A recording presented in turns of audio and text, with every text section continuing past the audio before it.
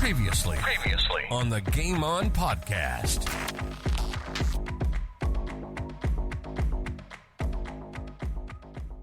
Sturt winning the wheelchair league for the third time in a row.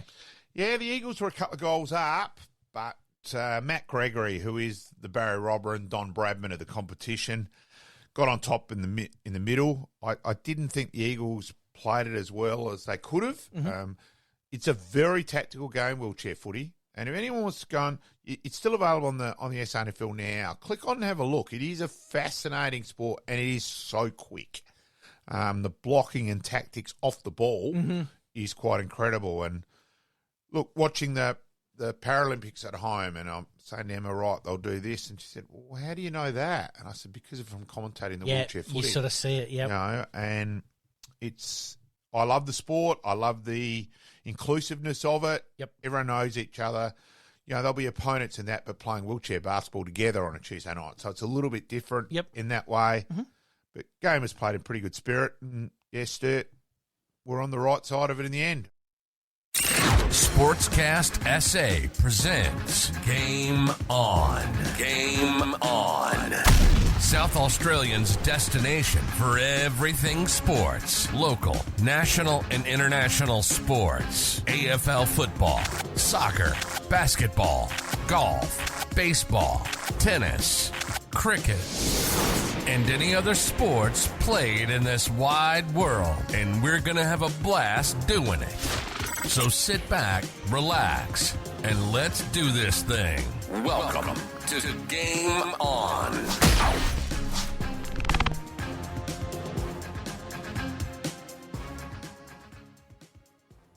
Welcome to Game On. My name's Pete. Once again, joined by Malcolm and Sturt, victorious for the third time running in the SANFL wheelchair league. Yeah, there was about 400 people out there last Friday night at Lights View. As I said, I really value the competition. Love the everyone's included, the inclusiveness. It really is a sport.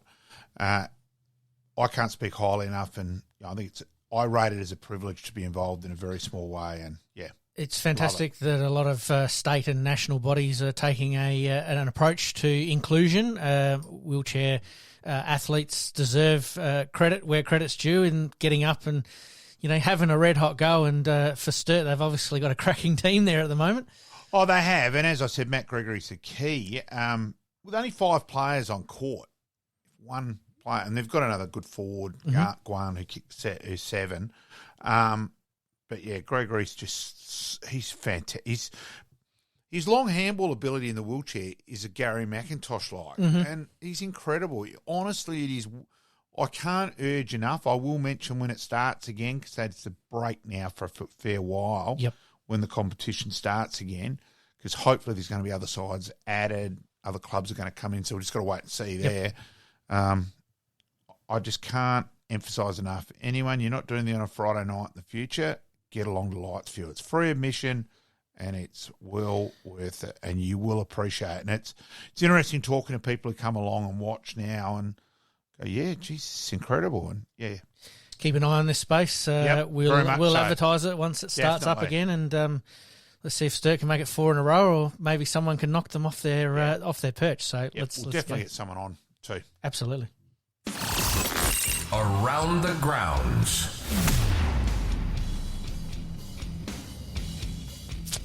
Today, mate, on Around the Grounds, we're going to have a bit of a discussion about concussion, which we do most weeks at the moment. Yeah. But there have obviously been some retirements along the way, so we'll talk about that. Yep. Some tennis, some cricket, but we'll kick off with the AFL, mate.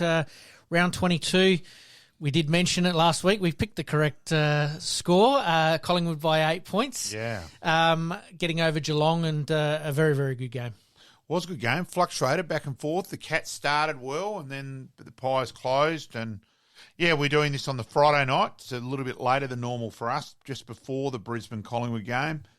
And a few outs for Collingwood tonight, so it does give Brisbane a big chance. Absolutely.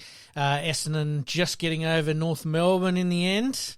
Yeah, look, they've fallen in Essendon against North Melbourne and West Coast, and they're lucky enough that they've played those four times. So it's probably flattering them a bit. Now we'll just wait and see on the GWS game this week. Yeah, they've not exactly been well beaters, No. but it's a tough form line because sometimes they're playing some good footy.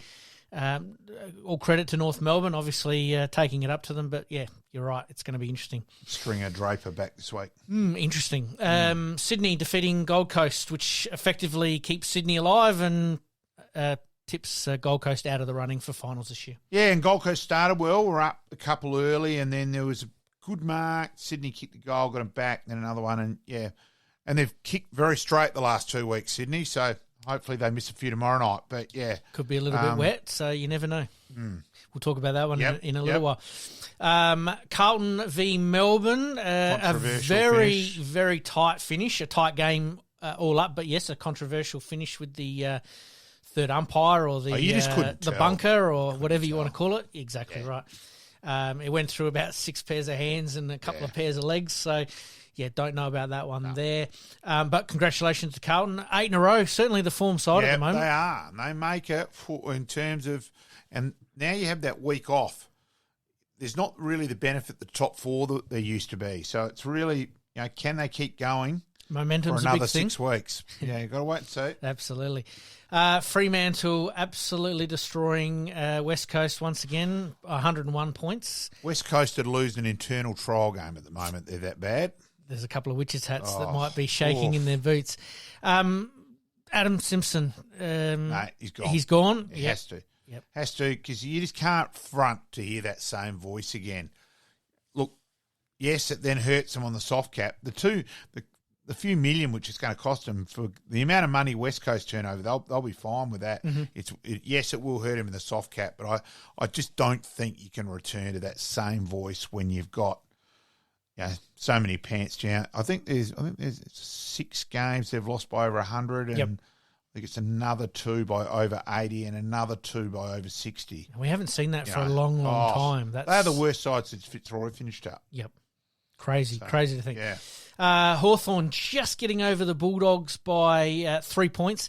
Puts the Bulldogs in a very precarious position now, and Hawthorn have sort of come home with a little bit of a wet sail at the moment. While it was a little bit of a surprise, you can't have to wait. Hawthorn had played so well against Collingwood the week before. Sort of wasn't, but it was just a huge result, which keeps everything alive for this weekend. Changes the dynamic dramatically in the scheme of things, and Hawthorn have got that hard edge of competitiveness about them that they just keep plugging away, and we've sort of seen that a little bit from Adelaide, with Nix, a bit of that Sydney-like, not giving up much. Yeah. Sam Mitchell's a very, very good coach, but really, has instilled that. Let's go back on the Western Bulldogs, though. They're down by 3 points, about a minute to go. Now, you would have thought that's a situation you've trained to the cows come in, and English goes and takes the kick out. Yep. We were just dumping out. I was at Oval Avenue because the Woodville West Torrens were guests of the wheelchair side were guests of the club, so I said to come along, so I was at that. And, we were just English got the ball and we're just going, what? And, I just don't get that there would have been a set play. Surely English is one of the targets who then tries to tap it on. Yeah, it was bizarre. I would have thought Caleb Daniel being one of their better kicks would have been takes the kick out. Ideally, gets him, runs off long, 15 minutes, and then taps over the back, maybe a Bontempelli or a Smith. Racing on. You just would have thought that would have been practiced, and English just dumbfounded. Yeah. Could cost them a final spot, or it may put them in a precarious position when it comes to the finals and who they play against. They played Geelong last game. That could be for a spot, Never know. The St Kilda keeping their season alive against the Tigers against Richmond there. I think Ross Lyon's the coach of the year. To get that St Kilda list to now where they should play finals. Okay, so I think they'll beat Geelong this week. I reckon with Geelong's outs, with Stanley out, no ruck, Rowan out as well. They've been hot and cold too, the Cats. Yep. And I think they've missed Selwood a lot more than any of us realised. We sort of thought that might happen. But not to the extent it has. And so out of that, I just think still I look at that St Kilda side and I think, how in the hell is that side going to play finals? So just hats off to Ross Lyon. Certainly come back in with a relaxed attitude earlier on in the year where they were cruising at one stage and then they fell in a bit of a hole and have just sort of found their way back a little bit now. And you're right, Ross Lyon deserves a bit of a pat on the back for that. Huge game. So this week where they play Geelong and then they play Brisbane in Brisbane next week. Yep. So they're not over the line yet, but geez. We'll get to that one as well. Yep. Port Adelaide, 51-point winners over the Giants. Certainly well needed for Port to come back after a few losses, and the dynamic of the finals with the Giants as well. Yeah, but the terrific threesome in terms of Rosie Butters and Horn Francis were just quick, and I still think the weather in September, they're the side I still think it'll suit more than anyone else. So, yeah, Carlton might be up there at the moment. They're starting to find some form, and I just love Port's pace though, as much as I hate to say it. Yeah, fair call. And the Brisbane Lions just getting over the line against Adelaide by 6 points. Adelaide had their chances. Yeah, they did. Adelaide, they started well, Adelaide too, so they had some chances. Probably didn't have any luck with the umpiring whatsoever, but they just missed some set shots as well. A game that they would have fancied themselves, obviously, the away record. All right, we're going to continue to talk about that until the cows come home. But against top four sides, they've played the top four sides 7 times this year. 2 losses to Collingwood by an aggregate of 3 points, I think it was, or 4 points. They've lost to Melbourne by under a kick. They've beaten Port Adelaide twice and they've lost to Brisbane here. Lost to Brisbane once and beat Brisbane once. So, their form stacks up, and really they're doing everything in their power not to make the 8. Well, I think there was they probably could. I saw a premiership table where it had the results under a goal flipped around, and the Crows were 4th. Yep. And they would have been staying 4th. Yes. So, it shows they've been close. Oh, look, I'm still where I will criticise Adelaide. Those things out of your control. Yep. Not going to Darwin earlier is still, for me, the crucial, biggest stuff-up of the year. I just still found that incomprehensible and, still do, obviously. We'll look back on that one once the final 8 is set. And like we said, there is some interesting games in round 23, which we'll talk about now, that is going to shape that 8 or knock a few teams out of contention along the way. Collingwood v Brisbane, 1v2. Ironically, a far bigger game for Port tonight than Collingwood. Collingwood doesn't really matter so much. Rap that young Ryan debuts tonight. Glenelg kid, commentated him last year a couple of times. He was emergency earlier in the year for the Collingwood game here. Yep. And to his credit, came and watched Glenelg's 18s as well and had a chat to him. And I rate the kid very highly as a player. Yep. And just really impressed that night. He could have easily gone, the thanks, mate. No worries. But he was genuinely engaging and, I really appreciate that. And he was, so full hats off and good luck to the kid tonight. Absolutely. What a game to debut in at Marvel Stadium, which I'll tell you what, I'll make one MCG, prediction for him. His first hatch will be running backwards into a pack. Trust me. He goes where angels fear to tread. Fair call, and that's probably why McRae has said, hey, let's give you a job, and away you go. Who's your tip in that one, mate? Oh, look, I think you have to go for Brisbane just because who's out in terms of Moore, De Goey, Nick Dacos. So there's some big outs for the Pies. But I still think, it'll go down to the wire. I don't think it's a set either way. It's not a lay down Mazzaro. No. I totally agree with you. I sort of thought Collingwood were going to be in a bit of trouble last week against Geelong with a few of them out. And then when Moore went down early, it was, you went, here we go. And Geelong had them by the scruff of the neck there early, and then they just found a way to win. It seems to be Collingwood's resilience. I'm going to pick the Pies. Again, they don't need to win, but I think for the Brisbane's record at Marvel's not bad. Their record at the G's terrible, but their record at Marvel's okay. So, if you're Brisbane, would you have wanted to play it at the G, considering finals potentially going to be played there, or are they thinking along the lines of the only time we're going to be there is the grand final? Why not think along that way at the moment? Absolutely. All right, Richmond v North Melbourne. Retirement day. So Cochin, Rewalt, yep. and I think it's Cunnington for North Melbourne. So, huge day. I think you have to go for Richmond, though. I think so. I think it's going to be a lot closer than we think, but I'm on the same page. I reckon Richmond as well. Gold Coast Suns v Carlton. Again, you have to go for Carlton. While it's up at Gold Coast, you've got to go for Carlton and see King pulled out today. Mm-hmm. Max King pulled out today, so I think that's pretty big out for Gold Coast. Yeah, well, Carlton nine in a row it could be. So certainly sounding the alarm bells for the top four. In that they're in some pretty good form, and again that bye that happened right at the right time for them allowed them to reset and refocus and adjust, and it's worked out beautifully for them. Giants v Essendon, huge game here. Huge game. Giants get their two small forwards, Daniels and Bedford, I think he's back, who were suspended last week. Yep. Essendon get Draper and Stringer back, but they've both been out for a fair while. I'll go Giants, but I think it's a real toss of the coin as well. Whoever wins this game here basically puts them right in the box seat for playing finals, doesn't it? Very much so. Yep. Giants for me at home. Yep. I can't go past them at the moment. St Kilda v the Cats. We talked about it earlier. This one's a bit of a do-or-die game as well. It is. I'll go for St Kilda's defence, where Wilkie's been very good. They do shut the teams down. The Cats are probably going to be more attacking and take more risks. Again, toss the coin. Will the champs hang on for one more, or will they be knocked off the ropes and be down and out?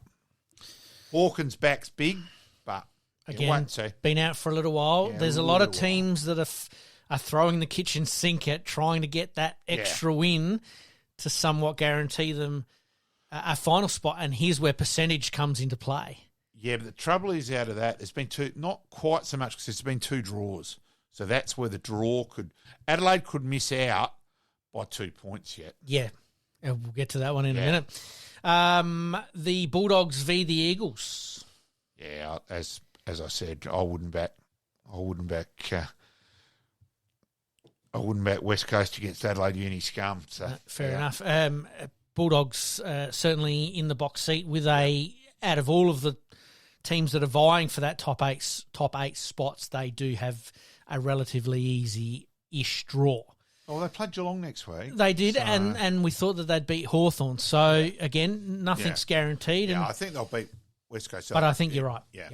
Yep. Melbourne v Hawthorn. Could be a little thorn in Melbourne's side. Yeah, it is, very much so. While you logically tip Melbourne, you've got to give Hawthorn a chance. Yep. Melbourne's still forward line up in the air. It didn't function that well against Carlton last week. Mm-hmm. Can Grundy do a job up forward? Petty out for the year. Fritsch still out, due back next week. Yep. McDonald had his first game back last week in the Magoos. So there's still a lot of ifs about the Ds at the moment. It's going to be an interesting one, and it's probably a game that Melbourne would want leading into the finals, where Hawthorn are really playing some good football and that hard-edged style of game. It's probably the ideal warm-up against a team who wants to prove themselves, and they did it against Collingwood a few weeks ago where they touched them up by 30-odd points. So you never know. Port Adelaide v Fremantle. Yeah, in Perth, it is the last game of the round. You've got to go for Port. They travel reasonably well, and I just think their gun midfields be suited to the open spaces at Optus. So. Yep. Again, Fremantle are that Jekyll and Hyde team that have never really quite got it together this year. You have to back Port at the moment. We will talk about it now. Ken Hinkley obviously signing for 2 years. I think they had to. Like, a few people say, they shouldn't have waited to the end. No, they can't do that under the laws are in place. You've got to tell which coaches are still required as the assistant coaches. Mm-hmm.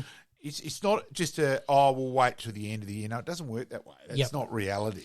I also think with Gold Coast practically coming out and announcing that Hardwick's going to be the coach up there, I think that made the decision for Port Adelaide a lot easier and went, you know what, let's go with it now. It seems like, and it's been muted around various other radio stations that there's a potential succession plan for Josh Carr. So, sounds that way.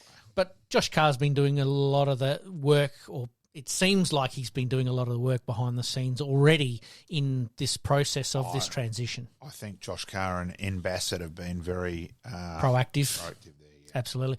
And I leave to the final game of the round, Adelaide. Sorry, not the final game of the round, but final game we want to talk about here is the Crows vs the Swans, which is probably the biggest game apart from the Essendon Giants game. Absolutely flabbergasted and bitterly disappointed by Crows' selection. I can't believe they've dropped Pedler. Adelaide lack class, and they seem to worship mediocrity in the good, honest tries. You know, Robert, Murphy, O'Brien, Keys. Yeah, good try, but you've got to play class. Mm-hmm. Now, everyone's going on how much Adelaide have improved and all that. If Adelaide lose this week, they actually end up about where they finished last year. Yep. So for all the progression, it mightn't end up as much. And I just can't believe I go class personally. Mm-hmm. I want class to play. Rochelle, I don't understand their love for Murphy. Yes, he puts pressure on. I still think McHenry would have been just as good, if not better, in that role. Mm-hmm. He's kicked 12 goals for the year, Murphy, and keeps his spot while Pedler gets dropped. He's kicked 25, and Well, I think Pedler gives a bit more dynamic around the middle of the ground as well. That and if they do need a bit of drive through there, that they can chuck him in there in a way. Well, is it a case of maybe injured, maybe not quite right? Well, he's named. He's still the sub. Who's to say someone doesn't get injured in the first minute? So I'll never wear that one. And the other bit too is, as you said, the midfield. At one stage, Pedler's percentages of playing in the middle was the best of any Crows player on clearances. Yep. For mine, he's their future in the midfield, and it is a midfield which desperately needs class. Play him, for goodness sake. Yep. So, and especially in a do-or-die game. I can't believe it. Rankin returns. I would have played him last week. Yeah. I would have taken the risk and played him last week. He got through training and they decided to hold him back one more. Okay, I'm saying that with not having their medical stuff in front of me. So, I'll wear that. Hindsight's a wonderful thing. That X factor would have been I always vital. thought that was going to be a very close game. Yep. I still think they could well end up missing out by half a game, and the what ifs with Adelaide. Yes, Rankin last week, the Darwin stupidity, incompetence. There's lots of things. It could be something that we talk about over the summer. Oh. So Adelaide v Sydney, who are you picking, mate? I'm going for Sydney because I'm so angry with Adelaide's selection. So there you are. Fair call. Tough to go against Sydney at the moment. They're actually playing some pretty good football, and as you mentioned a little bit earlier, they're kicking straight. And as we've seen, teams that kick straight generally win games. Yep. But I'm going to take it back one step further. The first team to 100 points is going to win. And in most cases, Adelaide have got to the 100-point mark better than any team at home than most. So I think Adelaide, but I don't think it's going to be that sort of game. I think it's going to be a bit wet for that. And it will be. A bit dewy and all that. Yep.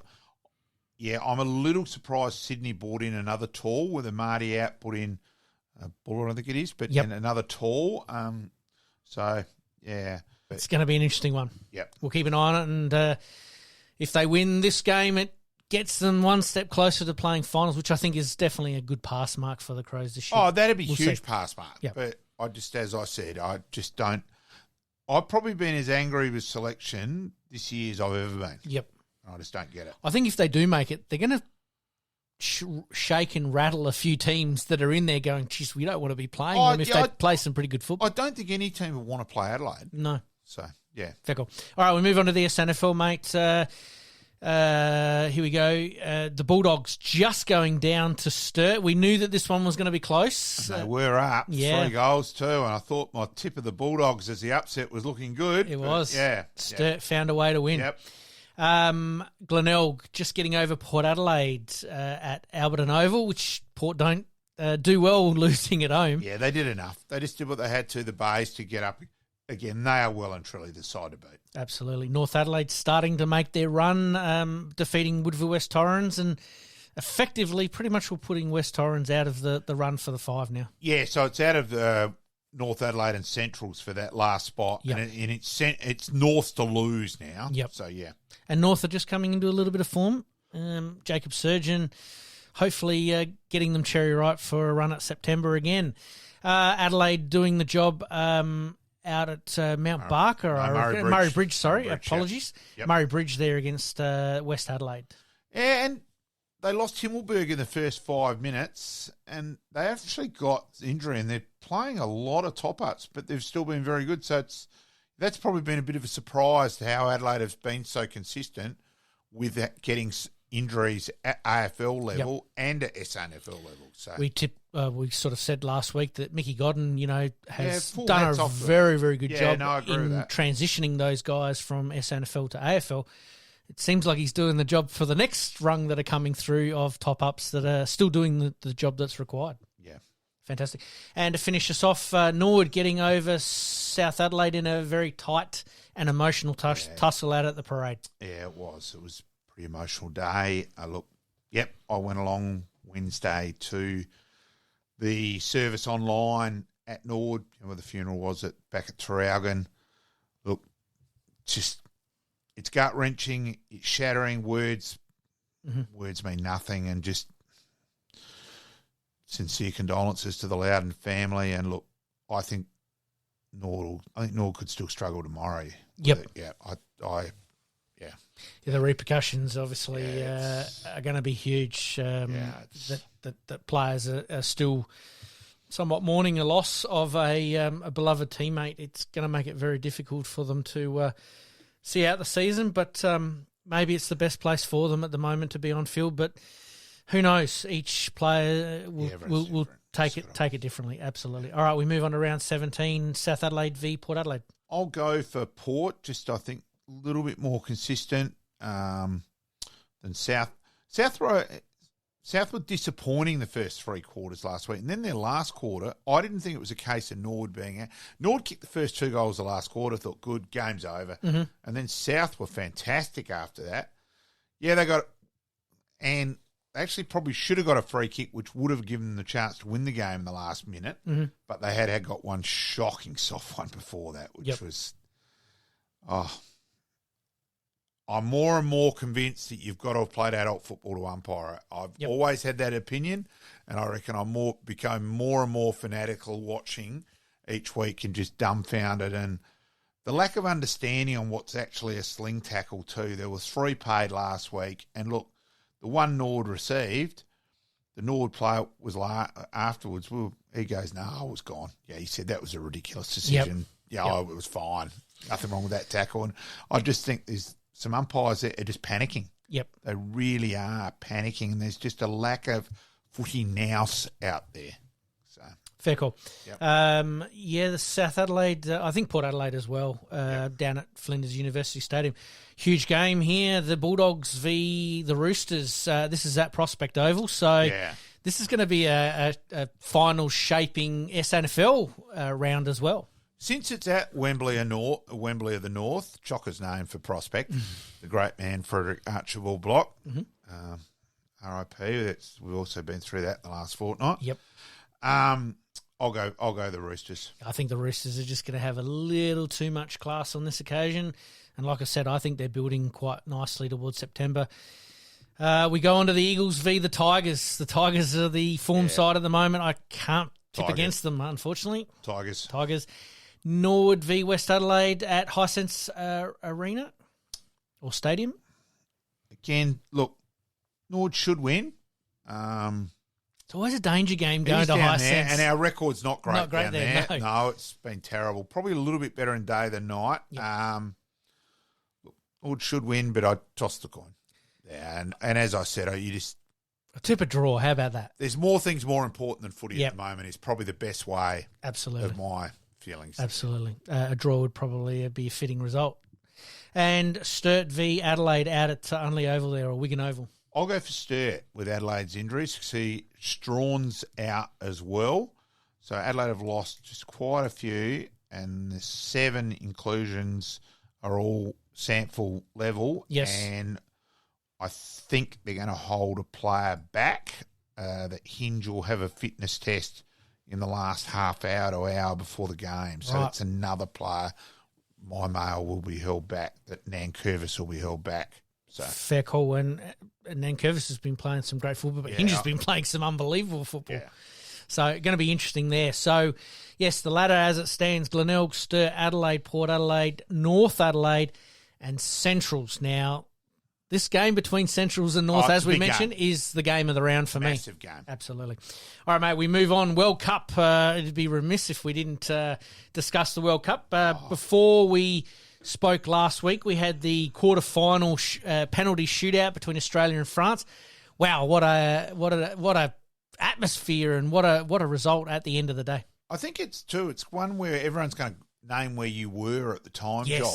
And I happened to be at the Cathedral for the Hold Your Bowlies in honour of Fred Block, which was a fantastic night, and I sent through a couple of clips to you and a bit of fun there. Absolutely. And, yeah, Suzanne, 3 votes.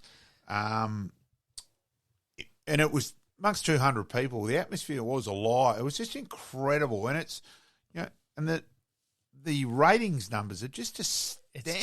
It's unbelievable. Like you wonder what it would have been for the final.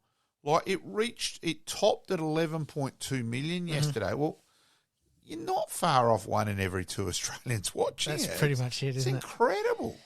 It's given Australia a national team to really jump behind at the moment, and they've proven that they are part of an elite company on the world stage. And I've got a few theories on that too. I think that because it's not a sport with millionaires all over it and prima donnas, and I think that has captured the Australian public where beforehand we all knew Sam Kerr. Yes. Let's be honest, we knew Sam Kerr and probably a couple of the others, if most people were lucky, and I think realistically we probably knew one, where we now know the whole side, and now the goalie would become household names. Yes. And so it's going to be interesting with how they kick on from that. Like Australia had a reasonably successful men's World Cup, but it didn't seem to build on anything afterwards. Hopefully with this, it does, and Well, I've got down on my run sheet here. Has this work?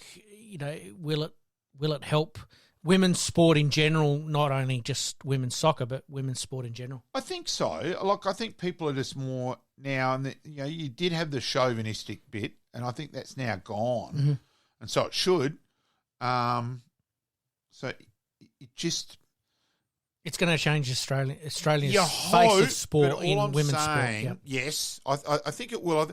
I think it'll result in more participation with females in sport. I think the young girl who's a bit self-conscious and all that might, everyone's on, but come out and play. Yep. And there's so many opportunities in that in all sports. Absolutely. You think cricket now is very much both sexes, where previously 10 years ago, it was just male dominated. Yep. Where now you're virtually looking at every club. Like Paynham, here we've now got 4 men's and 2 female sides at senior level. Well, imagine if you'd said that 20 years ago. Yeah, you'd have been laughed out of the room. I totally agree with you, and it is going to change the face of women's sport, not only in this country but around the world. And FIFA have even come out and said that it's one of the best World Cups that they've participated in, and well done to Australia and New Zealand, who were co-hosts, for putting on such a great event. Well, the attendances are well up on any previous World Cup, and the ratings are a mile up. Yep. So it's been an incredible success, and you can imagine the Channel 7 who've got having it on, they'd be licking their lips. Thank you very much for coming. Yeah. We move on to the semi-final, which was on Wednesday night, which is when we generally record most of our episodes. On this occasion, we were transfixed by having to sit back and watch it and be involved at live sites. Unfortunately, I can't drive at the moment, so through injury, so I can't get out and about like I was, but you could certainly hear it around the suburbs here that people were invested in the game, and Australia just ran out of puff, really, at the end of the day. I think it was such an emotional quarter-final. Yeah, but it's such a fine line. Like, Kerr puts one of those chances away at the end, and it's 2-2, and it keeps going. Yes. Does the momentum there? We just don't know. Absolutely. As as John Griffin was his favourite saying, it's a fine line between pleasure and pain. We love using that one there. Yeah. Kurt just didn't quite look right. I mean, there's some talks, she was playing at 70, 80%. Do you take somebody like that at 70, 80% and give them a whole game, or do they go with the tactic that they'd used quite well throughout the previous couple of rounds? Start her on the pine and bring her on for impact? Toss of the coin. Let's remember she did score our goal. Yep, and it was an absolute rip snorter, wasn't it? Yeah. Hard to debate, isn't it? It is. I can't criticise Gustafsson for that. Now, talking about Gustafsson, the USA today sacked their coach. They might be looking at him as a replacement. Yeah. Feather in the cap, or I think so. Where does that leave Australia? Yeah, I'm not sure, but let's wait and see. You could argue on a couple of his positional changes, Carpenter and out of a spot. Yep. Talking to a couple of people tonight who are a lot more soccer focused knowledge than mine, and that was their criticism tonight. So it was interesting in that way. Yeah, fair call. Look, like you said, fine line between pleasure and pain. A couple of little mistakes that have seemed to have been highlighted. Look, these things happen in games. Yep. No one's going to win. No one's going to lose from it. But Australia get another chance to play for bronze against Sweden on Saturday, which, really, if they can get a bronze medal, it's going to be the best. It'd be big. Yeah, it'd be big. Yeah, I think Australians were a bit, you win or you don't. And so for that, I think we've sort of, but I reckon tomorrow, as it moves closer, yes, I think everyone will be back on. Absolutely. I don't see how this is a losing situation for Australian soccer, in that if they win a bronze medal, great. They've achieved the highest result of any national team in a soccer competition or a soccer World Cup. And if they lose, they've still captured the hearts of millions and millions and millions of people who have gone, hang on, these guys are pretty serious and are amongst elite company. Look, and hopefully it just results in more numbers playing the sport and playing female sport. Absolutely. All right, mate, let's take a very quick break. When we come back, we're going to talk about concussion, some tennis. We did talk last week about having Greg Smith on as our special guest. We were going to play him during the week as part of our Past Players, Past Legends series. We had some technical difficulties with that, so we're going to play him as part of this week's episode, guaranteed. And it's a little bit appropriate too, because it turns out it's his illustrious daughter, Shelby, the captain of the winning Central Districts SANFL side. It's her birthday today. So happy birthday, Shelby. So we can say we nailed it. Bit of symmetry there, which is fantastic. All right, let's take a quick break. You're listening to the Game On podcast. We'll be right back after this short break. All right, mate, concussion is a topic that we've talked about extensively on here. We've had Sean Tasker on from Neuroflex. We've had Millie on, who's explained it from another point of view, technical point of view. And Dr. Stevens. And Dr. Stevens as well. So for us, this is a very poignant topic. But we've had a couple of retirements in the AFL this week of Paddy McCartan and Paul Seedsman because of concussion that an independent panel has deemed, hey, nope, no more. Too risky, can't do it. Yeah, and I think there's going to be more of it. We've just got to watch this space. And, look, both of those two, McCartan had to have a big break as it was, and it was controversial that Sydney picked him up, and there were some people saying, well, they shouldn't have been allowed to then. So, and Seedsman, he was in form. He was very close to the best wingman in the competition. Yep. And with his length of kick, and I reckon the 6-6-6 rule, the person not being able to move on the mark, so you move it quicker, that long kick, who can come through and have the ping from 60. Yep. He's been a huge loss for Adelaide, and he seems to be pretty reflective, and it was an emotional watching his retirement speech, but he also seems to be, well, hey, I'm at ease with it a little bit. Yep. Just had a baby, and there's other things, and mentioned that his daughter came along right at the perfect time, and so all the best to Paul, to both of them, obviously, and Cunnington and everyone else this week. Yep. watch this space. It's going to be prevalent over the next couple of years. Yeah. We did talk about this briefly before the episode that, everybody, it's in the spotlight at the moment, so everyone's really making certain point of views about concussion, and only to see these players having to retire very early from a game they love really puts it in perspective that there is more to life than playing football at that level with that type of injury or there's still elements. just so much to learn about the brain in general and concussion. We've just got to wait and see. There's a lot of things happening. Let's part the brakes and wait and see. Absolutely. All right, we move on to tennis, mate. Alex de Minaur is in absolute form at the moment. He came runner-up at the Canadian Open, and then a couple of days later he's fronted up against the world number one, Daniel Medvedev, and bang, 5-2 down, I think he was in the first set, and come back to win that set, and ends up beating Medvedev in what's described as one of the great matches that has been played in recent times, and it's really put a lot of people on notice for the US Open coming up. Yeah, look, I just love to see him go deep in a major. We've had a bit of hope about de Minaur for a while now. Yep.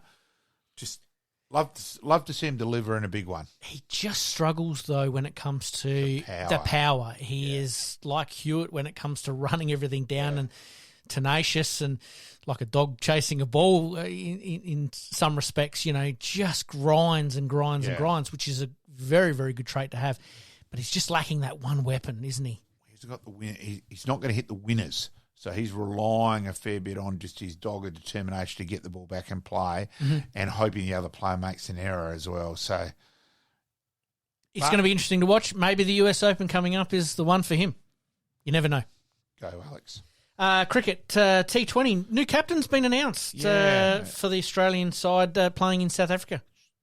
Mitch Marsh? Mitch Marsh, yeah. Look, I think Cummins has got to have some time. I think he's just been playing too much cricket as well, and it turned out that he played the last test injured. It's come out now that he had a damaged wrist well and truly. So that might have explained how his batting fell away towards the end. Yep. Yeah. Look, good luck. But again, I'm sorry. I didn't even realise till today that the series was just about nearly upon us. Yes. I'm a cricket moron, and I'm not. Yeah, you're not over the T20s yet. No, fair call. No. I mean, we've talked extensively about test match cricket. One day has its place. T20, all right, it has its place, but for certain people it doesn't float their boat. For other people it does. But anyway, it's going to be interesting to see how Australia goes. Some fresh faces and a few faces that are not going to be there that have been there previously. So we'll watch it with interest. All right, mate, we're going to take another quick break. When we come back, we've got Greg Smith, South Melbourne, Sydney, Collingwood and Central Districts legend, and you mentioned... And coach of the Roseworthy Farmers side. And as you mentioned, his daughter... Shelby, happy birthday to her as well. Smithy will be rapt that I have noted that. You're listening to the Game On podcast. We'll be right back after this short break.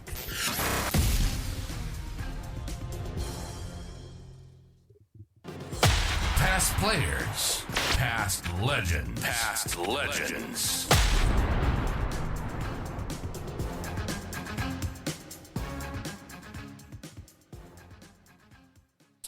Tonight, we are very pleased and pleasured to introduce Greg Smith.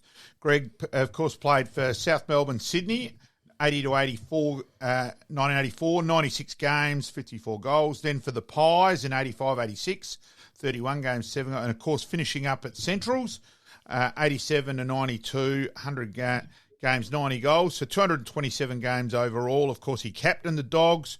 Welcome aboard, Smithy. Yeah, mate, thank you very much. Thanks for joining us, mate. We'll start off like we do with most of our guests. Your junior, where did you start your juniors, mate? Obviously from Wagga Wagga there? Yeah, mate, it was a little town just outside of Wagga by the name of Ardleth, and started all the juniors there. We had a coach called Barry Connolly who come there and coached. He had a kids competition, every Saturday morning for everybody from 5 to 12. So that's basically where I learned all my football. Did you play school footy there as well?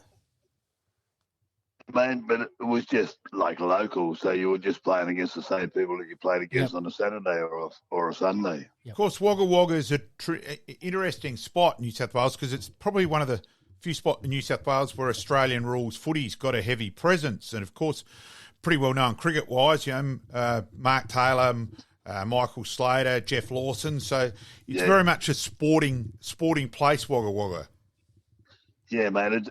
In both, like you got rugby league, you got Australian rules, and you've got the cricket, obviously. So, like you had, like with the rugby league, you had Greg Bradnell, Peter Sterling. Well, mate, there's a heap of them that played up in Wagga itself, and then went and played rugby league in Sydney. So, it was. And then you had the blokes going the other way where we're all going to Melbourne. Yeah, no, it is quite incredible in that regard. And you then from Ardlethan ended up at the Farrer in the Farrer Football League playing with East Wagga and won the Baz Medal. Love the name, the Baz Medal. The Baz Medal, mate. Yes. Actually, you wouldn't believe it. I won. Two things on the one day. I won the Baz Medal and I won a red billy card. Wow. In a raffle. That's a story in itself.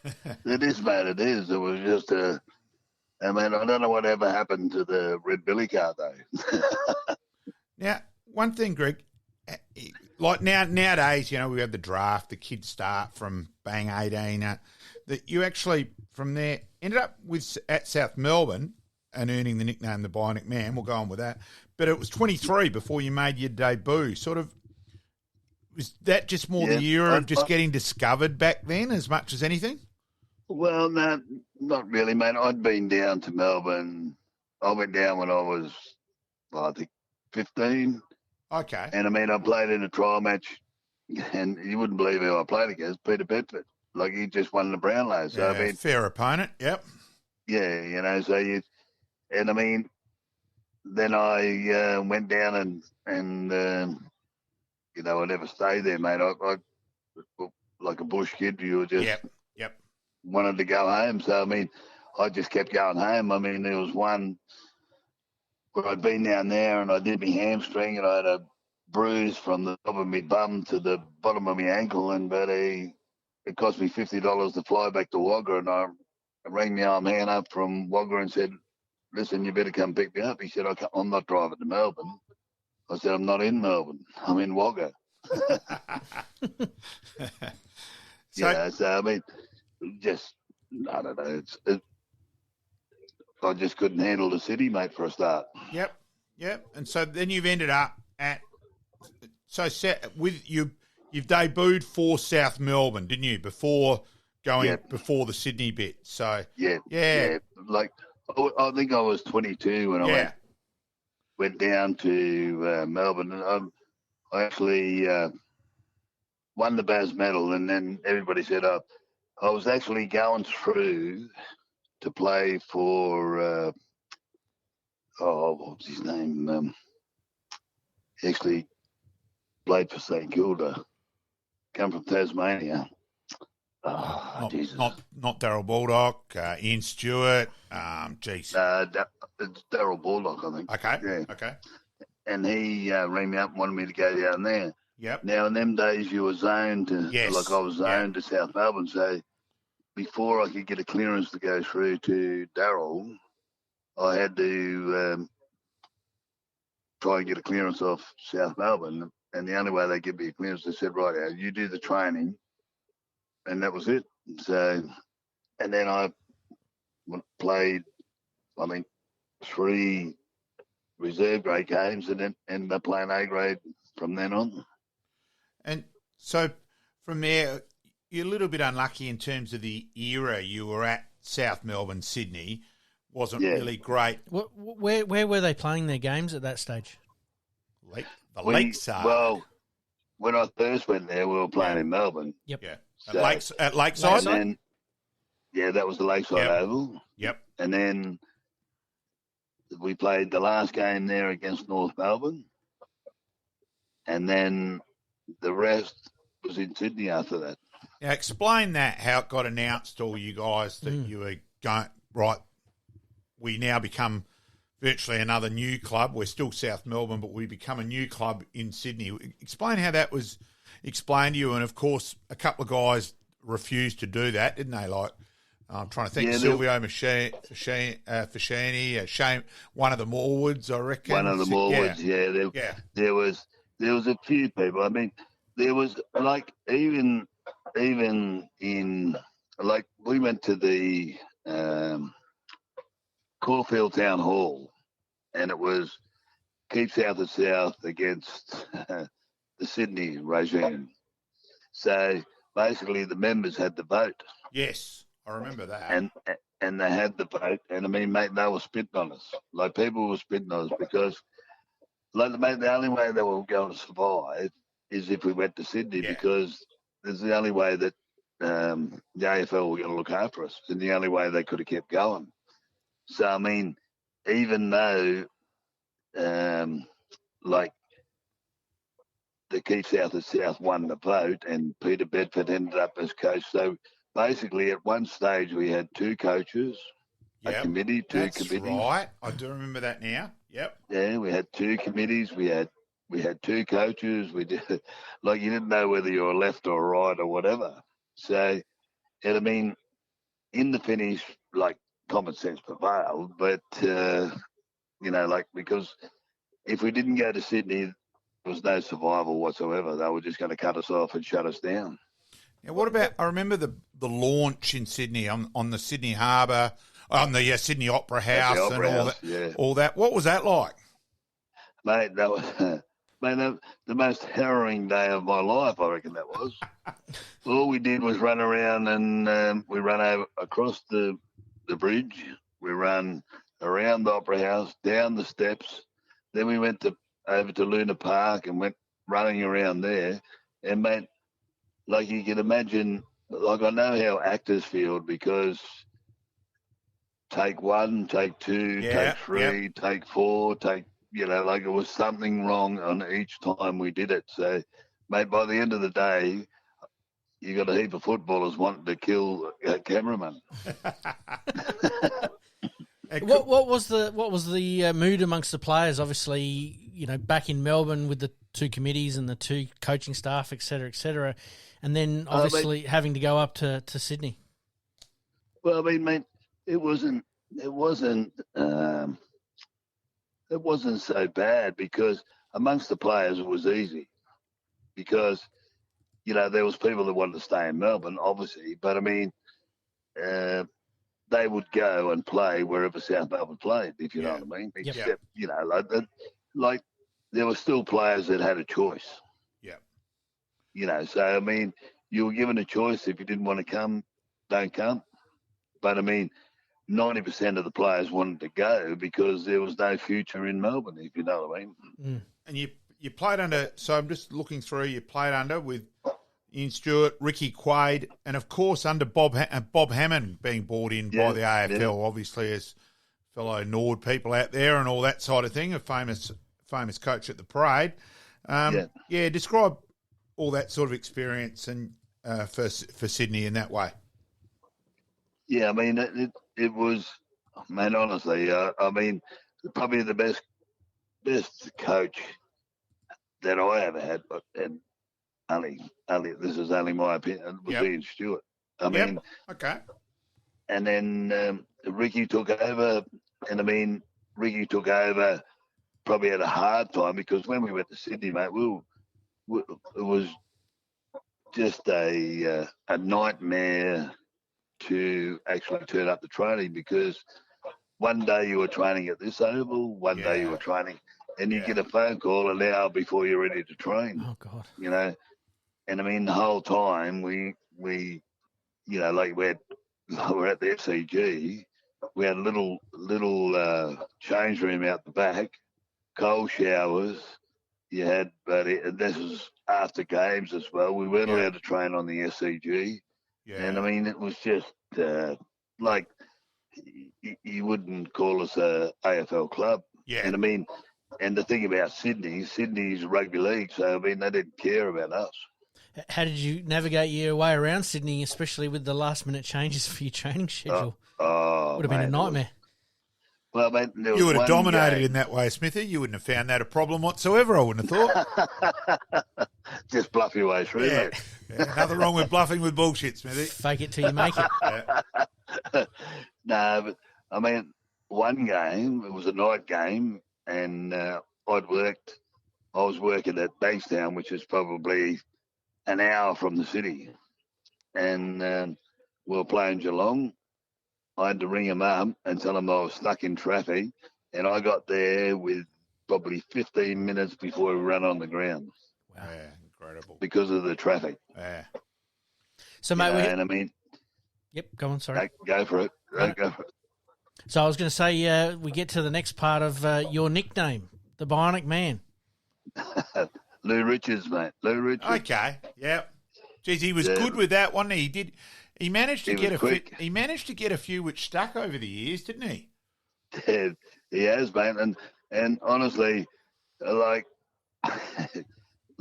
not too many people know now, but I mean, it used to be you turn up and the Bionic Man's there. And you go, mate, will you cut that out? You know, like Louis had everybody sort of Lou Richards. You got a nickname and it's stuck all the way through. Yeah. And then, so your time then at South Melbourne, you obviously didn't play in any finals. You certainly played with some pretty fair players like Barry Round, Mark Browning, Bernie Evans, Tony Morwood, John Roberts, which he listens to our podcast. So, g'day, John. Yeah. So some pretty fair names and all that. Oh man, we had Len Thompson. We had Neville Fields. Yep. We had Robert Dean. Mate, we had plenty of players. We just couldn't put it all together, if you know what I mean. 1981, we won the night grand final. Yes, I mean, that's right. Yeah. You know, so I mean that was probably the start of Sydney, if you know what I mean. Yep. What was that like, the night grand final? Oh, mate. Winning that. Yeah, I broke my hand. Broke my hand. Building someone, Smithy, or what? Beg your pardon? Building someone, or what? Nah, man, it wasn't like that. I put my hand down on the ground to turn around, and somebody stuck their stops in between my fingers. Was that at Waverley? And as I turned, that was at Waverley. Yeah. So it was probably the only one time that they kept the lights on and it didn't.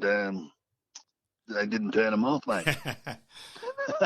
So then, from what happened therefore to go to Collingwood from there? Yeah, mate, I went. I think it was Don Roach went over and he took over. Yes, and then he was by the league. Yes, that's right. Yeah, by the AFL, and mate, I ended up having a bit of a not an altercation, but I went and met with him, and he said basically because they had the ex-Richmond halfback flanker, he went up there coaching. John Northey. Yeah, he went up there coaching and spoke to him. I was fit as a fiddle, but next minute they said, "Oh, we're not going to give you a contract." But I said, "Well, fair enough." So then I left, went back to Melbourne, and I went to New South Wales and then went back to Melbourne, and they put a bounty on me, head mate, of 90 grand. Jeez. So that was big coin back, big money back then. Yeah. So they did that, and the only one that could afford it was Collingwood, mate. Okay. Christopher Scaife had to make his money back. Yeah, no, he was Brisbane. Scaife was Brisbane. Sorry. Yeah. Edelson, that's it. Yeah. But mate, I never cost them that much money. Yeah. And describe your time at the Pies. So playing under originally there Bob Rose, and of course, then when the next year where they fell away a bit in '86, where Lee Matthews took over. Yeah, basically, mate, like Collingwood, I went through a bit of a time with them as well. Like the first year I went to Collingwood, we had to drop our wages because they were going broke. Yeah.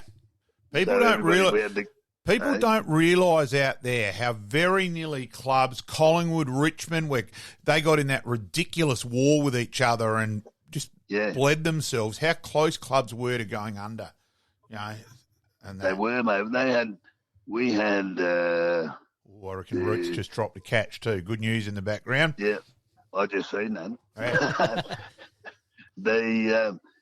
Yeah. I mean, Collingwood, like you said, Richmond, because, mate, when I went to Collingwood, there was Rains, Richardson. Yeah. I mean, Cloak. Yep. Who else? Mark Williams. Mark Williams. Brian Taylor. Yes. Shaw. The Shaws, all the Shaws. So, mate, you had massive names, but never, like, we couldn't put it together there either. Yeah. Seven. Like it was like a fantastic, like if you write it down on paper, you say it's a fantastic side. But, I mean, if you don't play as a team, then you don't end up with a fantastic side. And describe your time of playing for Collingwood, especially the, fanatic supporters at Vic Park. Yeah, Vic Park. Oh, mate. We played Fitzroy at the park one day, and at half time we were down. Yep. So we're walking off the ground at half time. I thought we were going to get attacked. And, mate, luckily we won because we didn't get attacked after that. Christ, it's just an amazing place. But, I mean, like Collingwood supporters are probably different to every other supporter. Yes, different breed. What was it like? What was it like playing at some of those old traditional grounds like Moorabbin and Arden Street and Windy Hill? Windy Hill, yeah. Windy Hill, yeah. Mate, Windy Hill was magnificent, and it was Windy Hill. Yep. And I mean, and that's when you could actually say like those grounds supported. Like you were up against it before you even started, if you know what I mean. So, I mean, it's like St Kilda. St Kilda, you go and play there, and Friday nights, honestly, they would put the sprinklers on. Yes, famous. It's famous a story for that keeps coming back, doesn't it? Yep. Yeah, I mean you say most of them, even the Lakeside Oval. Like I played at the Lakeside Oval one day, and it was hailing, and the lake was like the ocean. You could have surfed on it. Yeah. So it was pretty close to the ground, wasn't it? Yeah. Yeah. I mean, it's probably one of the only grounds that had parking, had the trams, it had all the transport, everything. It's no wonder that like at the moment they got the racing there, the car racing. Yeah. I mean, it'd be nice and easy to get to, if you know what I mean. Yeah, I've never went to a game at Lakeside. Certainly went and had a look at it one day, but that was the closest I ever got in terms of that regard. So, see, I mean, it's like if you talk about like you got Collingwood, Fitzroy used to play down the road. Yeah. And played at Vic Park for a while too. Yeah, Fitzroy. And like all those, like it was all within kicking distance basically, except for Geelong. And that was about the only one. So, I mean, now, mate, they travel everywhere. How about playing under Bob Rose? And can you remember, did Robert Rose come out and watch it all? Yes. Yeah. I will say that, Pete, I will say the book on Bob Rose and his son, written by the other brother in Peter, is the best sports book I've ever read. So, oh, mate, you wouldn't. Bobby Rose had a little white van with the wheelchair access at the back. Yeah. And then he would, if you went to the club, he would be there. I mean, amazing, like to look after your son like that, if you know what I mean. And Bob Jr. was he was a great man as well. Yeah. I said he used to come over for Shield game. That was a tradition that Bob and Rob would come over at a Shield game to Adelaide Oval each year. So, I can remember, like I wasn't that old, so I was probably 15 or so when I used to. I can remember speaking to him, and I always called him Mr. Rose and that at Shield games. So I certainly remember that. But in terms of a book, it's a magnificent book. What was the name of that book again? I have to look it up. It's written by Peter Rose. Okay. I reckon it's the Rose Boys. But yeah. So, and then of course you've ended up from Collingwood. How did you end up at the Ponderosa? Well, I mean, I was like growing up. I played for New South Wales, so in them days we used to play against Canberra, and Cowboy Neal used to play for Canberra. Yeah, of course, yeah. And then the Cowboy ended up over here, and then somehow he must have got wind of, because I wasn't disgruntled with Collingwood. I just, mate, I was, my hamstrings, my back, I was like, probably all the years of not, like just playing with injuries and all the rest of it, that I sort of all caught up with me at once. So then Cowboy got me over here halfway during the year.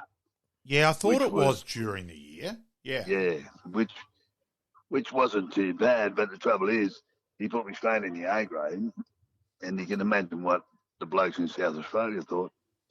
They thought, well, who's this bloke? Yeah, who's this upstart pushing one of our guys out? Exactly right. Yeah. And I've had to learn a heap of names, and like there were stages where I'd be standing by myself, they wouldn't even kick the ball to me. Yeah. Things like that. But I mean, the next year I was fine. Yeah. If you know what I mean.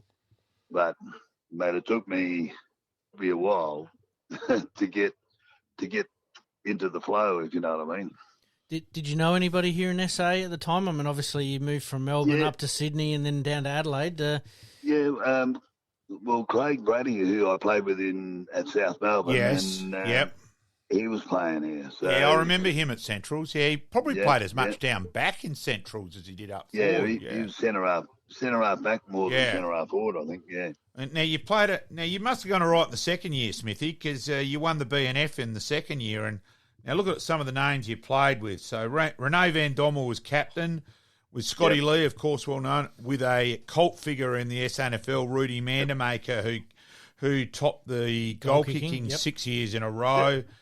Peter Krieg, very good player. Peter Krieg, rated him highly in the middle. Yeah. So you played some, and of course after Cowboy, you played under the famous, Donald Neil Curley. Yes, man. He's another great coach, man. He made it. Well, he's a man's man, as you know. Yeah. He just made, like you can't say enough about him, because he just whatever he said he does. Yeah. He was just a great man, mate. And I got along pretty well with him. I mean, he I think was probably one of the best coaches I've probably ever had. Yeah, I see you as well. You played it. You lost a couple of lost a couple of first semis too there. Looking where you finished fourth, so you're around the mark a couple of times, and that. So, I mean, mate, if you have a look at the side on paper, I mean, how many players out of that side, like you had, that went on to play Victorian footy or AFL footy? I mean, it wasn't too bad at all. Well, geez, just before you got there, the famous name of Platten, of course, Richard Cousins, the cult figure of Wilbur Wilson too.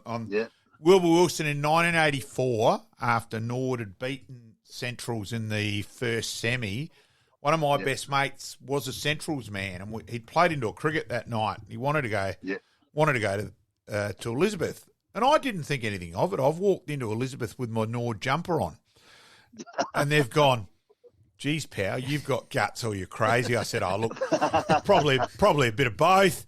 And within 10 minutes, it was fine. And Wilbur Wilson played the spoons that night, and I just sat back with my jaw on the floor. He was amazing. Yes, mate, he is. He can sing a bit as well. Yeah. So, and then you've ended up captaining the Dogs. That must have been a pretty big thrill to, as an import. I always reckon you're going pretty well to get accepted to end up captaining a club. Yeah, I mean, mate, it was. I think it was like the start of a bit of a new era because Curls had left, Stewie had taken over, and like there was a new administration, whatever. And mate, they were looking to turn it into sort of like a family club, and like I had a few kids and all the rest of it, and they wanted. But I mean, mate, like I just got too old in the finish. Of course, though, your whole time at Centrals, and he is a person who deserves enormous credit. A remarkable record in Chris Grant. Yes. Just extraordinary. 40-odd years, 43, 40-odd years.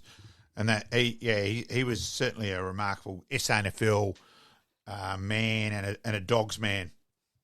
Oh, mate, the amount of work that Chris has done for the club, and like you said, just 40. Mate, if you can last 44 years, that's extraordinary. That's an exceptional effort by itself. Let alone anything else that you've done. You know. It'd be remiss, Peter, for where we are at the moment, where we record each week. And of course, I played for Payneham Cricket Club, and proud to be a life member of the club, where Keith Duke was the secretary for 62 years, which is an Australian record. So that's something we take a lot of pride in at Payneham, and why we are called the Dukes. Mm-hmm. Very smart man thought of that name in terms of that. I may have been mowing a lawn one day and thought, why in the hell aren't we called the Dukes instead of the Knights, which meant nothing? So, brought it up at committee meeting the next week, and it got passed in under a minute. Everyone sort of went, why in the hell didn't we think of that years ago? Just bang. So, yeah. Now, from there, Smithy, from your end of your career at Centrals, now I know when I then met you and you were coaching the Roseworthy side, and we had some fun times with that. That was. Where did your footy go immediately after Dogsland, where you decided the body was gone at Centrals? Well, man, first of all, like I worked with one of the ex-players, Denny Harrington. Yes. And he was coaching Paraka at the time. So he wanted me to go down there, and I was like, really, do I want to get straight out of it and straight back into it? And I didn't, and then I spoke to a few blokes. Like I coached Salisbury for 1 year. Yep. Then I left there and went and played at Gawler South for a year, and then I got a hernia, and I said, well, that's probably the end of me, and that was. I sort of give up after that, and then never, like I concentrated more on work and everything since then, and then you wouldn't believe it, my daughter started playing, so I got back into it again. But how did the Roseworthy bit come across? How did that happen? That was a mate of mine who took over the Wasley's Hotel. Yes. Neville Clark was his name, and he said, "Oh, we're going to coach the Roseworthy. What is it? Division 9." I said, "Well, how does that work?" "Oh, well, they all come at the pub and they just need a coach." I said, "All right, we'll go out there." Now he was a little guy, wasn't he? On memory, little guy, Yep. And that's how it all come about. And then me and him did it the first year. Then Neville gave it away the second year, and I kept going. And then after that, I think they abandoned us. Yeah, you know what I mean? Like, started to struggle for numbers. They didn't have enough numbers, and that was it. So that was fun too, Pete. In terms of the best, the thing about that, it's a university side. So, but the end of year drinks is amazing. Yes, that is the most amazing thing that I've ever been to in my entire life. And I was cooking the barbecue. yes, I do remember one of those, yes. And, of course, coaching that, Pete, was fascinating and all that if everyone was at the campus that week, they'd quite often have quite a reasonable side. Mm-hmm. But then once the holidays came, good luck. Yep. And you were lucky. You were like there was, I think, one or maybe more than one, but there was a couple of games where I think the boys had been out the night before or whatever. Next minute, we go in at half time and go back out at half time. We go back on the ground at 3/4 time, and anyway, they go, we're 2 players short. They were still in the change rooms. Yeah, there was some fun times. Mate, there was more than fun. Like, you couldn't, like, it was serious, but it wasn't taken seriously. No, and I remember that in terms of the holidays time. It was, Rob, you're coming to umpire, but you've got to bring 6 players with you as well. It was, it was always challenging. Yeah, it was. And I mean, dear, it was great times though, and they were good kids. Yeah, and I do remember one game too, and I actually can't remember the guy's name. Not that I'd mention it. And it was an away game from uni, so it was Rob, you've got to come and bring some guys with you. So the game started, and I get there, and I've got 4 guys, and you've gone, what have you managed to bring, Rob? I said, 2 of them are okay, and I've gone, one of them, I reckon he's played 4 games. I don't think he's had a kick yet. And he got a blatant free kick. The guys pushed him right in the middle of the back. I've blown the whistle. It was just, and as he's getting up, I've actually realised that's right. And he's done the old-fashioned, throw the ball up in the air, kicked it, and it just went over the man on the mark. Yep. And everyone was just crying with laughter. Yeah, it wasn't. And he was pretty good about it. He went, I've never played before. No worries, mate. Let's have some fun. And, And you were pissing yourself, Smithy. You went, geez, Rubble, you certainly bought something there interesting. Yeah. So. And then they know. Great people. Go through there. So with the Central's women's team start. And you wouldn't have imagined that you've ended up your daughter playing footy and go through all that experience and then ending up at the Dogs. And, of course, we'll go to the big day in that regard as well this year. Yes, mate. It was. I mean, it's like, well, when I first was given the captaincy, they had a walkway out in the middle of the oval at Centrals. Yep. Anyway, we had to walk on this walkway, and because I was up there, Elby would have been probably maybe 2. Yep. And she's walked up on the walkway with me and followed me. So it's been something like that enticed her to play footy, because I mean she's played netball for the local here in Elizabeth. Then she went up to Gawler Centrals, won premierships, won best and fairest, won league best and fairest.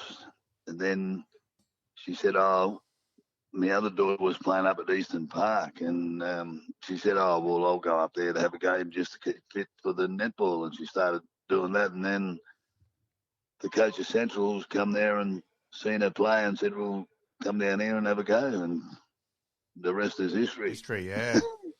And I tell you what, Pete, she has a bloody crack. I'll give you the big tip. Bit more than the old man? Oh, no. I won't. I can't have a crack at Smithy in that way, but let's just say Shelby enjoys the tackling aspect side of the game. She has a real crack, and I enjoyed commentating games Shelby played in down at Glenelg, and watch. And then at the grand final, Central sort of came from nowhere. Look, I admit, I think very lucky free kick in the end, but so be it.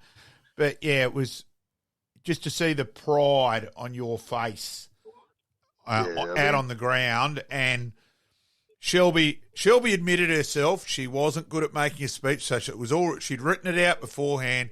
But then the big line at the end was, "Hey, I've upstaged you, Dad. It's something you never mentioned," and that was great. That was the real probably genuine bit out of it. Like, I'm not saying the rest wasn't genuine, but it's not as easy when it was a written speech. And that I thought that bit came across beautifully. And don't worry, just by fluke standing next to you at that stage, and don't worry, Pete, I did make him buy a copy of my book. Yeah, well done.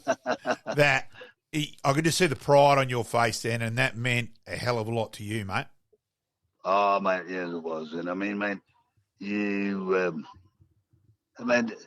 it's very hard to get to a grand final, let alone win one, let alone be BBOG. I mean, Yeah. to do the whole thing in one day is a magnificent effort, I think. Oh, look, and Central stuck at it. Where South looked the better side the majority of the game, but they didn't put them away. The old scoreboard pressure didn't build, kept the Dogs in it just enough. And look, too, Ben Hunt is a pain in person, and that's how I was wrapped for Rex to coach a flag as well. Mate, I think like South Adelaide, mate, their game is defence, and I mean, and they want to bottle it up and just keep moving it forward. Whereas Centrals need to get it in. Yeah, I think that's fair. That's fair from having, commentated a bit of the women's comp. I'd agree with that. I can certainly see that. Yeah. Logic. I'm certainly not disagreeing with it, vehemently or anything like that. Yeah. Yep. But I think, like it's you can say either way, it's a toss of the coin. I mean, South should have put them away a bit earlier. They didn't, and that's the thing with women footy, mate. If you don't kick straight and you don't put them away early, you're still within in a the game, of winning. Exactly. Yeah. And it's a different game too, and I as a Nord man, we played against South in the minor round and hadn't scored. And Nord are playing South in the grand final. Thought, right, I'll go along because I reckon it's always more important to be around when you lose than when you win. Out of that. So around, and if you told me before that game, I would start chanting Norwood, and be yelling out to girls directly, come back for 35, not even knowing their names, quickly give us a team sheet, and that. Yeah. What won me over out of that was guys footy, the guys who miss out, the 24th, 25th, 26th, their jaws on the floor, dummies in the dirt. Where the girls, no way, they're involved and all that. And I just watched this totally united group. And Steve Simons, who's now Collingwood coach, was Nord coach at that stage, and I got on really well with Simon. I spoke to him for nearly 3/4 an hour the next day about it. And he said, yeah, that's the real thing which really I love about women's footy. And so I get it. Like I get sick of the male bit. Oh, there's no goals, and and all that. It's boring as the criticism. Why not actually?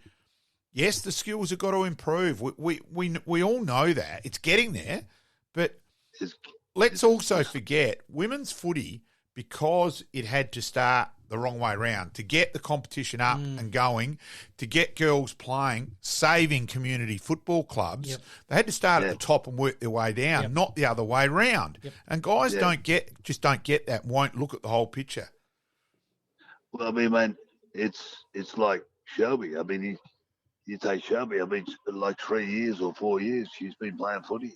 Yeah, exactly. So she didn't learn the bit of turning to your side, which we all did as kids, as males, where you're protecting yourself. Yep. And so the girls in that way, you cringe sometimes, like, oh. The first years that she played, mate, I used to go there and watch. I mean, mate, it was. I said somebody's going to get killed here because exactly. They were clumsy.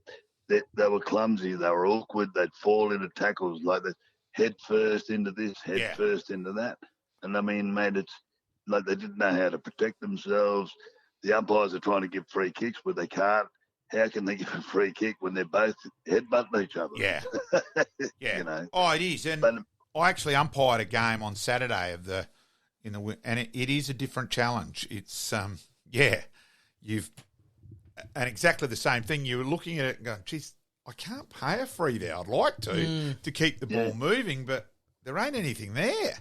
Yeah, that's right. But I think the biggest the biggest thing I find with the girls, because I've been out to training a few times and run a bit of water for them, is the knowledge that they want to know. They want to Yes, know. You know, I agree. They want to learn. Yes. They want to learn. And I mean, as long as you want to learn, you'll learn. I mean, if you don't want to learn, then you'll be back to stage one, if you know what I mean. And yes, and I've done that. So I stayed around for that Glenelg Central's game down at Glenelg for the presentations, because Violet Patterson, Stephen Patterson's daughter, who we've had Stephen on the show as well, I hung around because Violet had played pretty well and ended up chatting to her and going through a couple of things. And, yeah, it was very much a sponge-like attitude. Yeah, give me more, you know. And that's what, I'm a big G for women's footy, and, you just see the numbers playing and therefore girls play, guys hang around, vice versa. It's saving community footy clubs, and I think that's probably the most important thing. Well, that's true too, mate, because, I mean, it's, you know, I mean, if you have a look in the Elizabeth area, there's the men's footy is going downhill at 110 mile an hour. Yeah. And I mean, mainly because, like, money, sponsorship, blah, blah, blah. And I mean, you can't like the kids, the boys are not sort of, there's nowhere for them to play, if you know what I mean. Yeah, and so that's the girls then, and then hopefully it injects more males as well, and exactly that. Yeah, no, I couldn't agree more, Smithy. Yeah. What was the feeling like, obviously, with Central's not playing in a final series this year and then going all the way through to winning a grand final? What was the feeling like around home there? Oh, mate. Yeah, a little bit different, mate. Well, let's go. Let's go for the first final. Obviously making the finals. Excitement, anticipation. Oh, excitement, anticipation. I mean, the day, like, the minute we went down to South Adelaide, the day we went down there and played South Adelaide, the wet conditions weren't going to help us in any way whatsoever.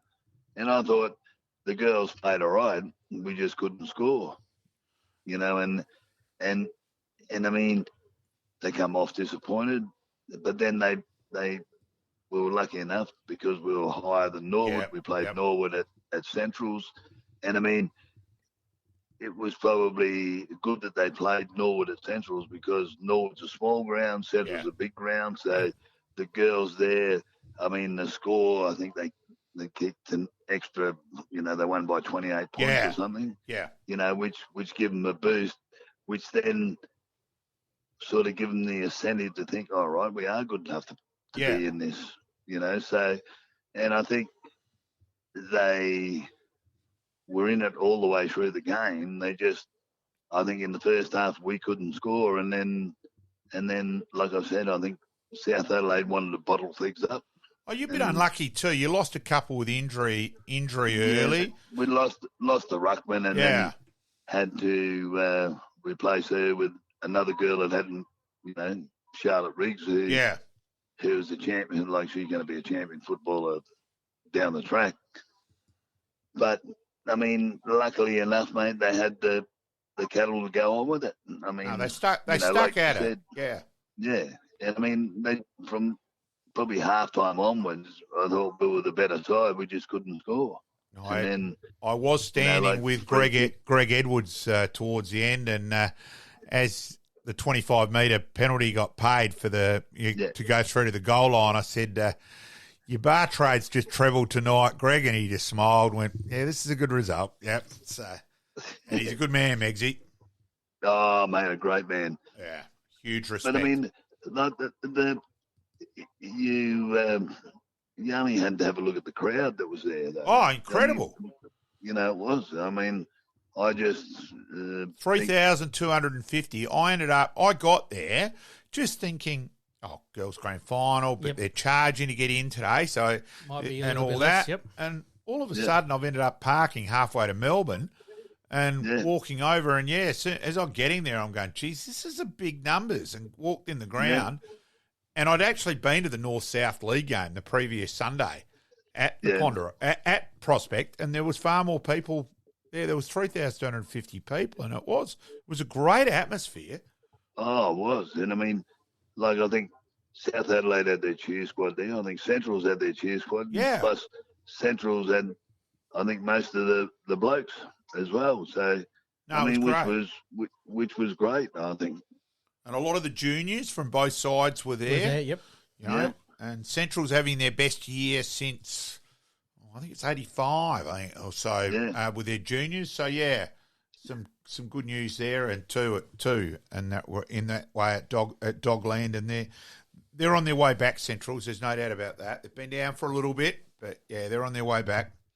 Well, man, you know, like, you've got to have a little bit of luck sometimes, don't you? You've got to throw yourself out there if you want to go forward. And, I mean, if you don't go forward, you lose the whole lot. Yep. You know, as long as you can make the finals or be around the mark, you're half a chance. Righto, Smithy, the way we tend to try to end. So, best players played with. The best players? Yeah, best players you played with. Any club. Oh, mate. And you can give us 3 or 4 because give us 4. Yeah, we always stick with 4. Well, probably, but you can't go far past Barry Round. Yeah, I thought that might be the first name. Yep. Yeah, I mean, another guy, Stevie Wright. Yeah, good player. Yep. Yeah, I think probably maybe Tony Morwood. Yeah, didn't mind him. Yeah, and then like probably over here, I think you've a fair few players. I mean, you just Gilbert. Gilbert, Derek Kickett. Yes. You had Creed. Yeah. Rene Van Dommel. You know, those blokes were. He was underrated, Rene Van Dommel. Oh, mate, he was underrated, and I mean, the amount of work he used to do was unbelievable. And I mean, another guy that probably never got a lot of mention was Peter Bytheen. Yeah, the late Peter Bytheen. Yep. Yeah, he used to ruck for us, mate. And yeah. He's probably one of the smallest ruckmen in the league, and was battling against all these other blokes. But if he tapped the ball to you, he hit on the chest and away you went. Yeah. You know. So I mean, there's been some, you know, luckily to play with, you know, some pretty good footballers.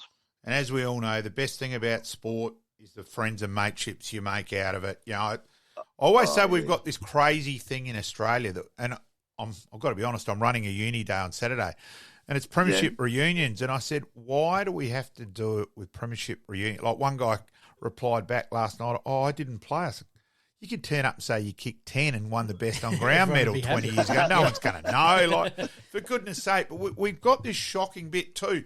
And look, actually, I was, you know, the article, the article on Fred Block, when I wrote it, I'm getting all these messages. Oh, has Choco passed away? And I'm going, why have we got this thing that you can only tell someone you love them when they're dead? You know, why in the hell can't you do it when they're alive? It means a tad more. And, you know, so we have got this weird thing in that way with sport in particular. So, yeah. Like you said, it's never during, it's always after. Yeah, it's crazy. And we'll get you out of here on this one. Your hardest opponents that you played against, mate? Oh, man. I used to have a, in Melbourne. Well, mate, one of the, is your Norwood friend. Is, Jesus. So with Macca? Macca. Yeah. Man Macca. Well, I think a fair bit of mutual respect between you two. Oh, there was at the finish, mate, and we still have the same for each other now. I mean, man, he was a great player, and I remember him. Like I'm just a little bit older than him, so one day at Norwood, he's laying on top of me. And he said, "It's about time you give it up, old fellow." Yeah, I can imagine I said, that. Not on your life. Yeah. Nothing like a good sledge. Nothing like a good sledge. Nothing like trying to get If there were any two opponents I could see having a drink and a smoke together, it's you two, well and truly. So he is, mate, a great player, a great person. You know what I mean? He is a great person. And I mean, mate, like you said about that, like I had the opportunity to play on Bruce Dool, and I played on Gary Ablett, you know, and I mean, you play on those players and you don't dream. Like I was probably the day I played on Ablett, I played for Collingwood, he kicked 1 goal 4. So, mate, I walked off the ground, a very, very lucky man, mate, a very lucky man. Yeah. So absolutely brilliant. You just cross your chest for that one, mate. Absolutely. Can't argue with that at all, Smithy. Look, greatly appreciated having you on board. All the best to Shelby, and we will follow up that other matter which you and I have spoken about off here with my role. Yeah. Unfortunately, I can't really discuss that with my role at mate. SANFL. So, yeah, all the best in that regard, and look forward to catching up soon, Smithy. Not a worry, mate, and thank you very much. Thank you, mate. Thank you for joining us. Yeah, but see you, mate. Thanks, Greg. Yeah, mate. Bye. And, mate, we thank Greg for his time there. We did record that interview about a month or two ago, actually. I think it was. Yeah. We did have it up our sleeve.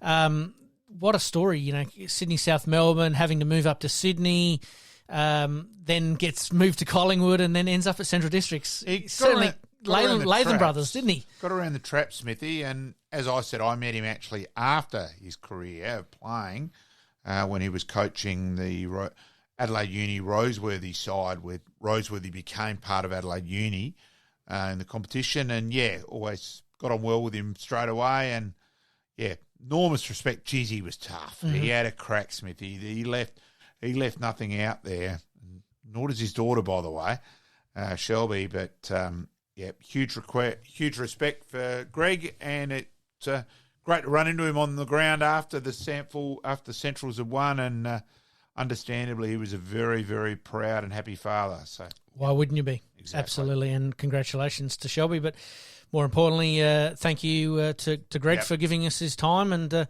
allowing us to bring it to our listeners. I reckon he'll say, geez, about time. You go, I probably forgot I did that. So, yeah.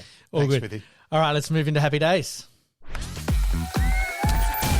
Happy Days.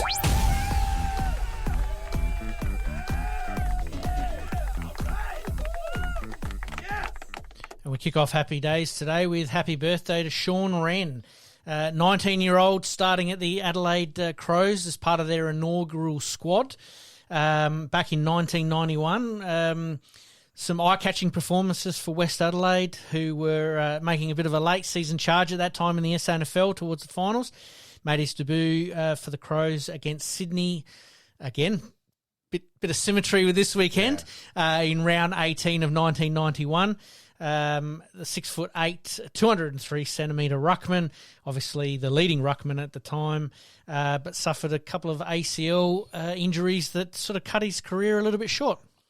And he wore 52 and he wore 52. So, look, and I will say he is Adelaide Football Club's most important ever player in terms of, you have a look, did his knee, where they finished, comes back, wins 2 flags, does his knee against at Footy Park when the bouncing mat on Footy plate, plate. Geez, I remember being there and watching the all the officials out there panicking, thinking of the legal repercussions at the time. Yep.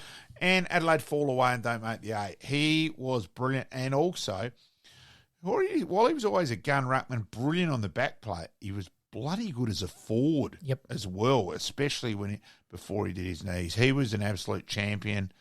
3 knee reconstructions as well. It's incredible. Obviously traded to Hawthorn as well, so we better make mention of that. Yep. No, huge respect for Sean, the big puss. Fantastic player. Happy birthday, and like we said, bit of symmetry there. 52. He's 52. Adelaide playing Sydney. It all sort of ties in quite well with the theme. Thank you very much. Happy birthday to Sean Wren. All right, we move on. Cricket, 1953. England regains the cricket ashes from Australia after winning the series 1-0. Yeah, I'm pretty happy I can't remember that one. So, 1953. 10 years before I was born. I'm happy to say as a cricket nut, I haven't got a huge remembrance of that one. And I got to say, it's not a series I've actually got to research much. No, I didn't. I didn't. Through most things, but not that one. I thought that might pique your interest, but my interest was really that it was 1-0, which is just crazy. A lot of draws, obviously. I will predict, it'll be very interesting to go through whether Trevor Bailey played much part in that series. I will look that up out of interest in the week. Love giving you a little brain bender there. Yep. All right, we move on. 2001 Formula One Championship. German Ferrari driver, Michael Schumacher wins the Hungarian Grand Prix at Hungarian to clinch his fourth F1 Drivers' Championship and equal Alan Prost's record of 51 Grand Prix victories. It's pretty impressive. Champion as well, and obviously he's gone through plenty of struggles and... What might have been. Yeah. That's really what it gets down to. What might have been. Yeah, and look, thoughts and best wishes there. I know it's cliche stuff, but yeah. And not a lot of press or information coming out about anything, which is astounding in some respects, but at the same time, fantastic that his respects and wishes, family's respected wishes for privacy is certainly there, and all respect for that as well. All the best. All right, 2016 Olympic legend Jamaica's Usain Bolt wins his third gold medal in the men's 200 metres for the third consecutive Summer Olympics, recording a time of 19.78 in Rio de Janeiro. I'd have no problem. I could beat him. Trouble is, I'd be in my car. But, yeah, and even then I'd want to get away to a good start. Incredible. You'd want about a metre and a half from the actual finish line, and he's the handicap of him being at the start line. You'd want your car to start pretty, absolutely away. But he is just a legend, isn't he? Yeah, absolutely. And we finish off with soccer. Cristiano Ronaldo in 2003 makes his debut for Manchester United and the Premier League in a 4-0 win, home victory over the Bolton Wanderers. Great player, but he probably had more respect as a youngster than he's going to retire with. And, he's got a lot of things to answer for where he's caused himself not to be as respected as he should be. We talked about Lionel Messi, obviously heading over to the US at the moment and doing some wonderful things and still playing some unbelievable soccer. We'll see what happens with Cristiano Ronaldo. All right, let's go into the extra time big finish. Extra time, big finish. I need to get a new promo set up for this because we've had a bit of mail during the week. We've had a few people that have written in and left us a few messages. So let's go through them first. Chris from Burnside. Who's the biggest retirement loss for a team so far this year? Rewalt, Nick Nat, anybody else that's sort of on the cusp that might be big losers for them retiring? Oh, look, I don't think there's anyone. I think Paul Seedsman. Yep. In terms of a player who was still probably much at the top of his game. Yep.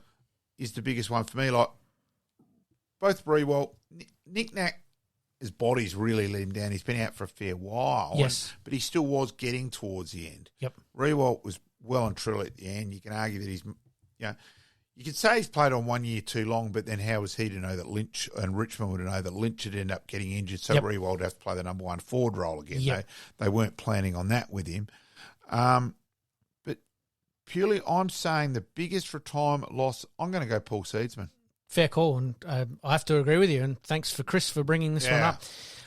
We'll get back. We've got a few other mailbags to come, but we've got to chuck in our AFL retire, re-sign and trade. Scotty Lysett, Riley O'Brien or Mason Cox? Nothing against Riley O'Brien. I have a respect for him very much as a person. As a footballer, I'm not a fan. I think he struggles with lack of footy now, consistently only hits to the one spot. I'm not a fan. He can retire as far as I'm concerned. Yeah, I'm not going to be, I can't lie. Fair call.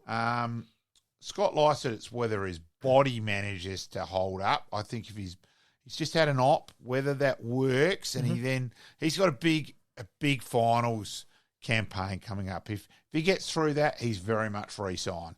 If he doesn't, I think he becomes the... Because Riley O'Brien will be playing for Adelaide next year, as much as I hate to say it. He will be. And probably Mason Cox is a little bit the same as Scott Lycett, that he's got a big September to come. If he can't get back in the Collingwood side, I think he becomes the retire. But if he ends up back in it and plays his role, he probably gets another year. So Sure. Yeah. I'm going to go with, I'm going to retire Scotty Lycett. I'm going to re-sign Mason Cox, and I'm going to trade Riley O'Brien. Yep. But again, that doesn't quite work out when Adelaide don't have the stocks to replace. I will say I'm happy that I know Adelaide are having a look at I don't know how high it is on their priority thing, but I'm impressed that they've been at least out looking at the best couple of young ruckmen in Code and Luck this year from the 18 side of things. I watched him for Westminster on Wednesday night, 6'8". And ended up talking to a couple of recruiters from different clubs about him, and we were all very much of the same thought process that his upside is enormous. Right. So he's now become my biggest interest on where he'll get picked up. Okay. I was just about to say Grundy. Adelaide looking at Grundy, I mean... They should be. Yeah. I've got no doubt they should be. Where it then comes into play, if O'Brien... And I think O'Brien's already still signed for next year, which I think's... Anyway, yep. All right, we move on. We go back to the mailbag, mate. Cheryl from Clemsick. Good question, this one. What do you expect from this year's AFLW, both the Crows and the Power? I think the Power will improve a bit, and the Crows will still be competitive. I cannot understand why the AFLW, where the season was being played, starting in February, the Big Bash had finally finished its 832nd game competition. You're crying out for footy. Why? You then start your season while the AFL season's still going. Yep. And then the grand final, as far as I'm concerned, at the elite level, that and the SANFL and that. So you finish that. Why you've then got a competition continuing, I think is insane. That there was a big drop-off in numbers of attendance and ratings. And I'm sorry, for mine, they've got themselves to blame for changing where the competition dates were being played. I get it, the weather. Yep. But I'm sorry, you can be smart with that. Play more night games, double headers. Yep. I think they've blown what they had. If they get the same ratings, et cetera, this year, I don't think they've got any choice but to go back to where it was earlier on in January, February. It's going to be an interesting watch. Crows, and I agree with you, the Power are going to improve, and I think the Crows are going to be around the mark as well. Good systems down there, and Matty Clark's doing a very good job. Thank you, Cheryl, for writing in. Craig from Largs North. Now, it's not our Craig, because I did check. I actually did check this. I did check this. He talked about he wants to talk about, will we see a revamped Live Golf here in Adelaide if the PGA and the Live start to come together? Because obviously we talked about it with Craig. When it comes to golf, we talked about it a couple of weeks ago. Well, I think Craig, and ironically, he does live very close to there you go. as well. No, I did double check this. I think we will get Craig on to answer that. My understanding is the Live will definitely be happening. So we've just got to wait and see what happens there. That it could change a little bit. Because there could be a couple of teams coming in and they're talking about having them ranked, and things are up in the air a bit at the moment, and probably to have a chat to Craig again probably isn't the world's worst idea to get. And we'll do that as we get a little bit closer, for sure. Yeah. And our last mailbag is from Ron. He's in the Barossa Valley there. Is this the last we've seen of Nick Kyrgios, and do you think he'll retire? I think it's a big chance. Look, he's not a tennis nut. He's not. He's a different cat. We all acknowledge that. But he's also well and truly tennis isn't his life. And I think if he's bugger, this is too hard. I'm not going to put in the work with a body. So yeah, I'll back retirement. I think he's pretty close. I think there is a little bit of umming and ahhing there with him, and you've either got to be all your chips are in or all your chips are out. I don't think you can ride on the fence on this one. So thank you to Ron for that question. Good I think question. very, very good question. And to finish us off, mate, the good, the bad, the ugly from this week. It's almost how the good and bad's the same. That the good is well and truly the Matildas. Yep. The bad's the disappointing that we didn't make the final because, geez, imagine what it was going to be. It's taken over the country as it was. Yep. I mean, they're talking about public holidays and it's just been incredible. Crazy. So it's not a bad that we lost. That's not the right wording, but it's almost what could have been. Yep. Is a better way to describe that. Yep. But the good, they're still the good. Absolutely. Big time. Absolutely. And the ugly? There hasn't been too much ugly this week, to be honest with you. Look, I can't fault anything. No, another good, and I'm glad I've actually thought of this at the time. I want to praise South Adelaide Football Club last Saturday. Their warmth, genuineness, seeing that, once the final siren had gone, hey, there's something way more important in footy. Mm-hmm. They all came in and gnawed afterwards as well. So, look, full credit to South Adelaide Football Club for last weekend. Mate, you stole my thunder on all three of those. I can't fault the Matildas. Yep. Absolutely good. The bad, you're right. What could have been. Yeah. And obviously South Adelaide's warm gestures that, really says a lot about a club. And South Adelaide have been on the improve for a great number of years. And little things like this can really help both clubs form a stronger bond. Yeah, and the Matildas game was on at the time, so there was a bit of fun too with that. Yep. There was obviously serious side's not the right wording, obviously the condolence side, and that was still front and foremost with everyone. Yep. But also a bit of fun too in terms of South Boy. Brooksby and the South Boys were 2 yards from me, and there was an Adelaide, Australia crossed the ball high in the box and went over the head and get Brooksby on, and then it became a bit of mucking around. Well, Howie Holmes should be out there. And it was good. It was good fun. Absolutely. All right, mate. We'll put this episode to bed, mate. Huge episode once again. As per usual, mate, we promise to do better, and we thank all of our special guests, and we thank our listeners who have written in and sent us some questions, which was something a bit different. We threw it out on the greatly appreciated on the socials a couple of weeks ago, and we got a couple of replies. So we're hoping to get a few more of those, and we'll see how we go. Yep. Thank you. We'll see you next week. In this crazy world we live in, we all need the distraction. Enjoying the show? Like, rate, and subscribe. Hook up and connect with us on social media at Sportscast SA. We'll see you next time on Game On.